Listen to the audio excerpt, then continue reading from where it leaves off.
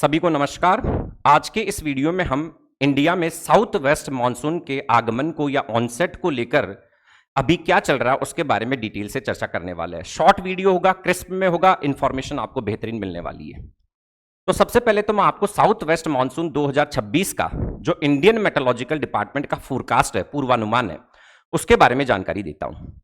देखिए, अगर हम बात करते हैं अंडमान निकोबार द्वीप समूह में, तो सबसे पहले साउथ वेस्ट मॉनसून का अराइवल होता है अंडमान निकोबार द्वीप समूह में। और अंडमान निकोबार द्वीप समूह के लिए जो रेड लाइंस है वो इंडिकेट कर रही है अराइवल ऑफ मानसून को, नॉर्मल डेट्स ऑफ अराइवल को। तो अंडमान निकोबार द्वीप समूह में मानसून आना चाहिए 22 मई को, और वास्तव में 22 मई तक अंडमान निकोबार द्वीप समूह में मानसून आ गया था। मानसून ने पूरे के पूरे अंडमान निकोबार द्वीप समूह को कवर कर लिया था 22 मई तक। इस मैप में दो तरह की लाइंस आपको दिखेंगी, red lines and blue lines. Red lines indicate करती है पूर्वानुमान को या नॉर्मल डेट्स ऑफ अराइवल को, और ब्लू लाइंस इंडिकेट कर रही है actual dates of arrival of monsoon.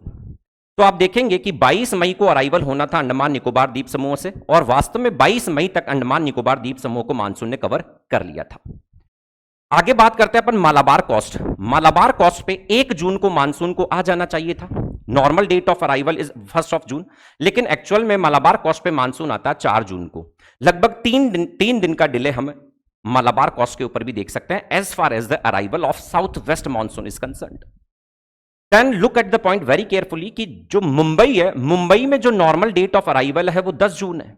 Points को समझिएगा, normal date of arrival Mumbai में जो है मानसून की वो 10 जून है, लेकिन एक्चुअल में मानसून कब आया? एक्चुअल में मानसून आया 22 जून को मुंबई में। 22 जून को मानसून की एंट्री होती है मुंबई में। तो मुंबई में मानसून जो डिले हुआ वो 12 दिन से डिले हो गया, 12 से 13 दिन मानसून का ऑनसेट या अराइवल मुंबई में भी डिले हो गया।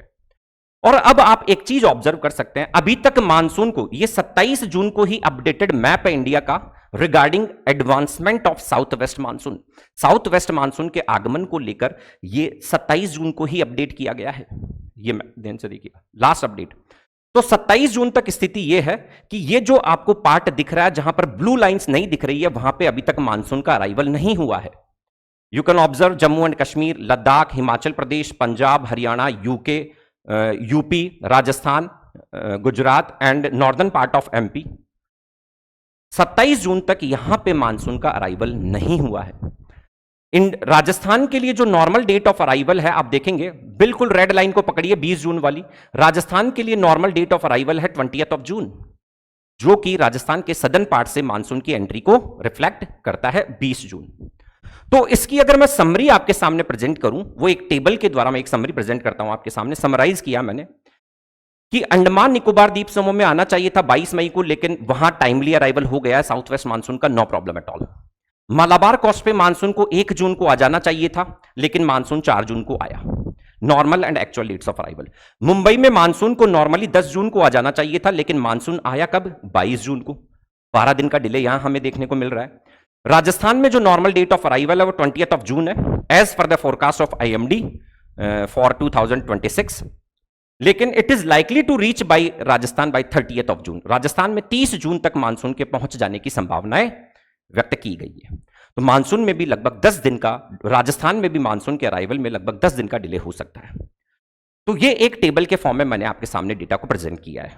अब ये जो डिले है उसके पीछे एक तो ये बात हुई, उसके बाद में है कि अब तक जून माह में जितनी वर्षा हो जानी थी उसका 42% लेस रेनफॉल हुआ है in the month of June. Till now in the month of June we have received 42% less rainfall. जितनी वर्षा जून में होनी चाहिए थी उसका 42% वर्षा कम प्राप्त हुई है इस बार अभी तक। तो it is a matter of concern for all of us. Please note one more point. Now, what might be the possible causes, or what are the possible causes which are delaying the advancement of southwest monsoon in India? Bharat में दक्षिणी पश्चिमी monsoon के आगमन को delay करने के पीछे क्या महत्वपूर्ण कारण हो सकते हैं, उनके ऊपर बात करते हैं। एक तो इंपॉर्टेंट फैक्टर है, वो है वेस्टर्न डिस्टर्बेंसेस, जिन्हें हम पश्चिमी विक्षोभ कहते हैं। पश्चिमी विक्षोभ क्या होते हैं? भूमध्य सागर में उत्पन्न होने वाले टेम्परेट साइक्लोन्स हैं, जिन्हें वेस्टर्ली सब ट्रॉपिकल जेट स्ट्रीम्स के द्वारा इंडिया में डिफ्लेक्ट किया जाता है, और इन वेस्टर्न डिस्टर्बेंसेस से इंडिया में रेनफॉल होता है, क्लाउड फॉर्मेशंस होते हैं, थंडरस्टॉर्म्स होते हैं। तो यूजुअली ये जो वेस्टर्न डिस्टर्बेंसेस होते हैं ये जून के फर्स्ट या सेकेंड वीक तक इंडिया से डिसअपियर हो जाते हैं, लेकिन इस बार जो ये वेस्टर्न डिस्टर्बेंसेस थे वो थर्ड वीक ऑफ जून तक एक्टिव थे। इन वेस्टर्न डिस्टर्बेंसेस की जो लास्ट ब्रांच थी वो 18 से 22 जून तक इंडिया में एक्टिव थी, 18 से 22 जून तक। तो वेस्टर्न डिस्टर्बेंसेस इंडिया में अभी भी northern western part of India के ऊपर इन पश्चिमी विक्षोभ का प्रभाव हम 22 जून तक देख सकते थे। अब ये वेस्टर्न डिस्टर्बेंस किस तरह से मानसून के अराइवल को अफेक्ट करते हैं, किस तरह से मानसून को देरी से अट्रैक्ट करते हैं, उसके पीछे क्या कारण है, उसके पीछे कैसे ये अफेक्ट करते हैं उसको देखते हैं। पहले तो एक बात आप गौर से ध्यान रखिए कि अगर मानसून को इंडिया में आना है, टाइम से आना है, तो एक strong low pressure region develop होना चाहिए नॉर्दर्न इंडिया में। नॉर्दर्न इंडिया में जब एक strong low pressure region develop होता है तो ये स्ट्रॉन्ग लो प्रेशर रीजन जो होता है वो अरेबियन सी से और वेस्ट और बे ऑफ बंगाल की साइड से मानसून विंड्स को अट्रैक्ट करता है तेजी से। तो ये वेस्टर्न डिस्टर्बेंसेस वास्तव में ये जो strong low pressure region develop होना चाहिए इसको डिले कर रहे हैं। जितना जल्दी ये strong low pressure region develop होता है उतना ही जल्दी मानसून का अराइवल हो जाता है, और जितना स्ट्रॉन्ग लो प्रेशर को डेवलप होने में देरी होती है उतना ही मानसून के अराइवल में भी देरी होती है। Now look at the point, एक फ्लो चार्ट के पॉइंट माध्यम से मैंने समझाने की कोशिश की है कि जब फ्रिक्वेंट वेस्टर्न डिस्टर्बेंसेस होंगे तो फ्रिक्वेंट वेस्टर्न डिस्टर्बेंसेस की वजह से क्लाउड्स होंगे, रेनफॉल होगा, थंडर स्टॉर्म जैसे इवेंट्स होंगे। इसकी वजह से क्या होगा कि लो डे टाइम टेम्परेचर्स होंगे, डे टाइम टेम्परेचर्स होंगे वो कम हो जाएंगे, डे टाइम टेम्परेचर रिड्यूस होगा due to rainfall, cloud formation and thunderstorm जैसी वेदर इवेंट्स की वजह से। जब डे टाइम टेम्परेचर रिड्यूस होगा तो लो pressure area will develop slowly. तो लो प्रेशर एरिया जो इंटेंसली जल्दी से डेवलप होना चाहिए, वो लो प्रेशर एरिया जो है डेवलप होना चाहिए वो धीरे धीरे डेवलप होगा। लो pressure area will develop more slowly. और अगर स्ट्रॉन्ग लो प्रेशर डेवलप नहीं हुआ है तो मानसून को अट्रैक्ट करने में भी देरी होगी। तो ये जो strong low pressure area develop नहीं हो पाता है due to the western disturbances, इसी की वजह से मानसून हो रहा है डिले, इसी की वजह से मानसून में आया है डिले। अनदर इंपॉर्टेंट पॉइंट कि रेनफॉल भी कम हो रहा है, उसकी वजह एक और सामने समझ में आती है। उसकी एक और वजह है वो है एल नीनो। मैंने पहले ही एल नीनो के ऊपर एक डिटेल्ड वीडियो बनाया है, आप लोग डिटेल्ड वीडियो जाकर विजिट कर सकते हैं, बहुत ही बेहतरीन वीडियो मैंने वहां बनाया। तो ये साल जो रहने वाला है एक सुपर एल नीनो साल रहने वाला है। Strongest El Nino of the history was 2015-16, 2015-16 का जो एल नीनो इवेंट थी वो स्ट्रॉन्गेस्ट एल नीनो था हिस्ट्री का।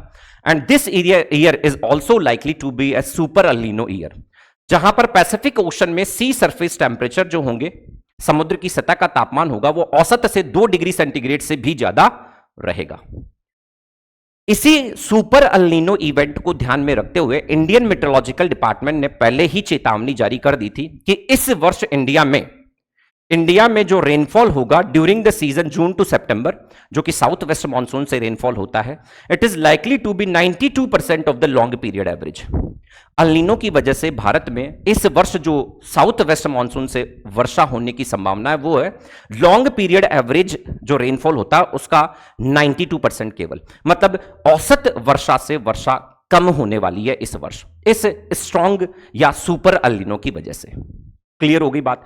तो दो ये जो इवेंट है ये रिस्पॉन्सिबल है for the delay of the monsoon और for the weaker monsoon in India. इस बार भारत में मानसून सामान्य से कमजोर रहने वाला है, वर्षा सामान्य से कमजोर रहेगी। उसके पीछे मैंने आपको रीजंस स्पेसिफिकली बताए। अब देखते हैं, कमजोर मानसून तो हमेशा से एक मैटर ऑफ कंसर्न रहा है। इंडिया में जो खरीफ सीजन अभी शुरू हो चुका है, फसलें बो दी गई हैं और ये फसलें खरीफ सीजन की ज्यादातर फसलें जो है रेनफेड क्रॉप्स हैं, वर्षा के पानी पर निर्भर करती हैं। वीक मानसून होगा, वर्षा कम होगी, तो कहीं ना कहीं हमारे लिए एक इमरजेंट सिचुएशन है, एक मैटर ऑफ कंसर्न है। तो अभी अभी जो कृषि मंत्रालय है, एग्रीकल्चरल मिनिस्ट्री है, उन्होंने 315 जिले या अक्रॉस द कंट्री 315 जिले ऐसे आइडेंटिफाई किए हैं जहां पर वीक मानसून की वजह से the agriculture is likely to be affected, खेती पर दुष्परिणाम आने वाला है। तो ऐसे 315 जिलों के लिए गवर्नमेंट ऑफ इंडिया ने एक कंटिजेंसी क्रॉप प्लान भी बना लिया है। तो ये गवर्नमेंट का स्टेप है। इसी तरह के छोटे छोटे वीडियो से महत्वपूर्ण जानकारी जुटा लेने के लिए आप लोग जुड़े रहे परीक्षा मीटर से। अल नीनो के बारे में पहले ही मैं एक बहुत बेहतरीन प्यारा सा वीडियो बना चुका हूं, जिसे आप देखकर विजिट कर सकते हैं परीक्षा मीटर के यूट्यूब प्लेटफॉर्म पर। Thank you very much.